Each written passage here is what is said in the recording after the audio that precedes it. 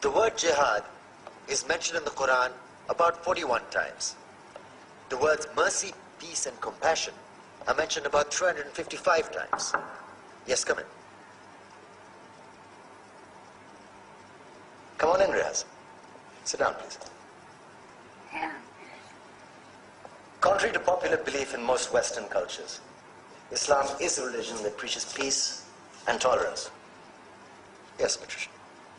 If Islam truly is a religion that preaches peace, then how come the world's most troubled spots, the West Bank, Afghanistan, Pakistan, Iraq, they're all plagued with Islamic terrorism? Well, that depends on your definition of terrorism. Some might argue that the U.S. invasions of countries like Iraq and Afghanistan are also acts of terrorism. No, those were acts of war to get rid of despotic regimes. Or a means of getting at a country's oil.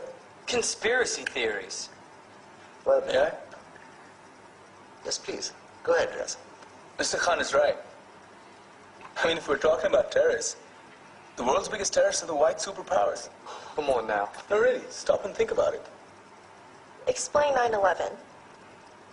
Okay. Do you know how many people died in the Twin Towers strike? Around 3,000. And do you have any idea how many people died in the bombing of Afghanistan? Take a wild guess. More than 15,000 people died.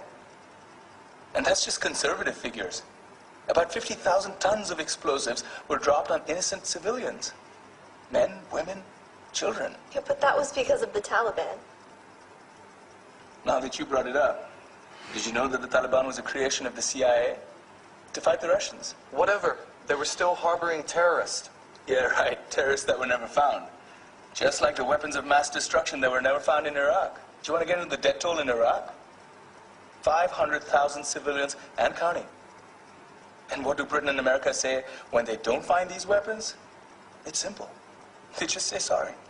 And still refuse to relinquish control of these countries. What are you trying to say? What I'm trying to say is that just because you're American, wear a fancy suit, and call yourself the president, doesn't make you any less of a terrorist.